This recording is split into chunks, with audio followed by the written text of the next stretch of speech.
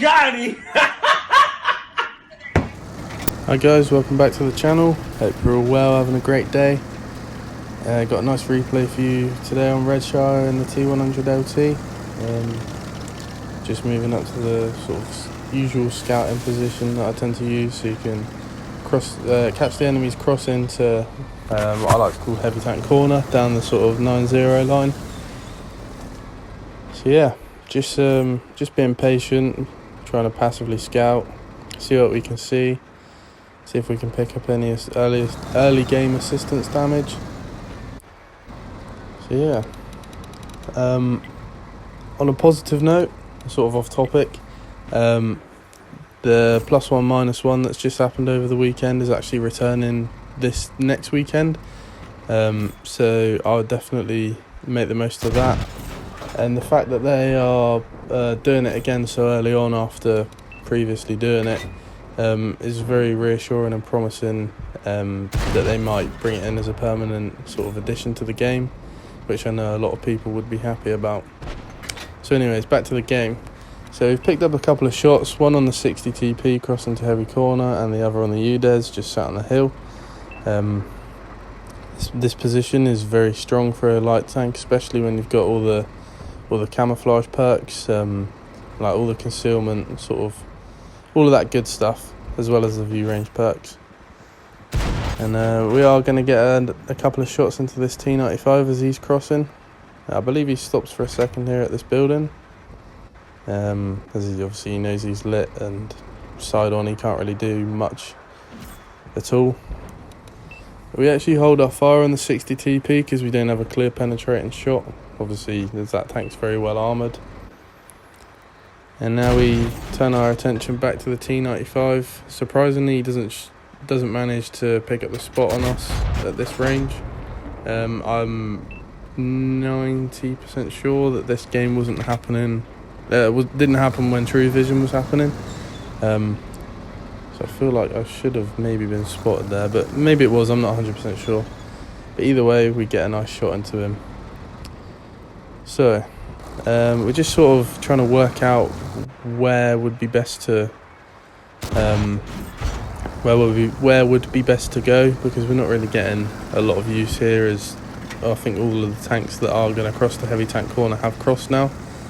So we're just actually moving up to the ridge line on the 9-0, towards the 9-0, to see if we can get some annoying mosquito-like side shots on the heavy tanks that are fighting against our allies.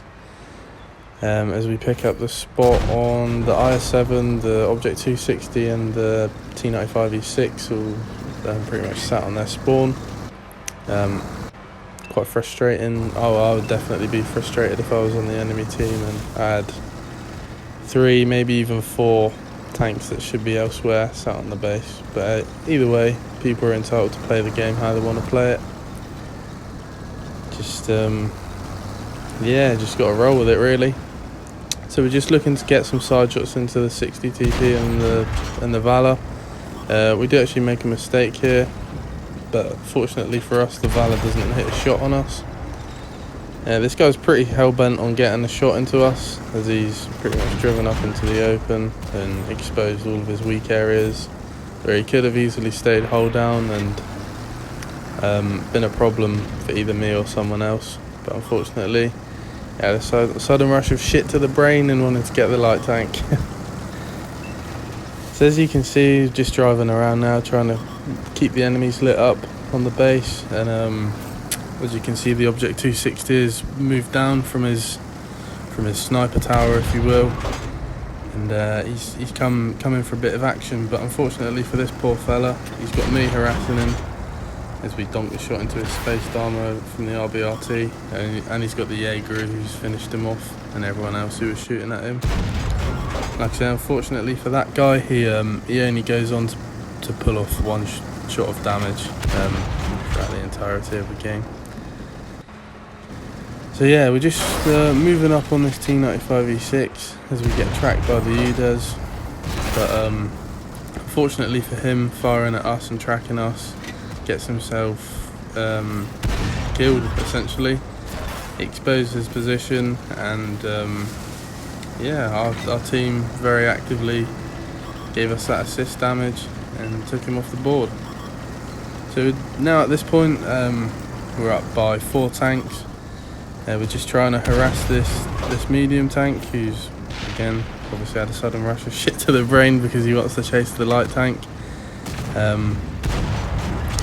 Yeah, just trying to harass these guys. We do dance with the devil here a bit. We do drive in front of 2 RT, and we do actually hang around. I think we're going to be punished for this as we try and get behind the T95 E2. Lose a couple of hit points here. Yeah, there you go. Lose a few hit points, and our engine is well, not destroyed, it's damaged. So, well, surprisingly, actually, we're still able to drive at near enough maximum speed. I think it's just going to affect the acceleration of our tank. But either way, that's fine. So we're up to 5,500 spotting damage with a bit of tracking combined in there, and just under 3,300 of our own damage. So far, I would say job well done in terms of playing the scouting role and being the annoying mosquito, just trying to poke up and get shots in. We haven't really done too well with regards to conserving our hit points, but that's fine.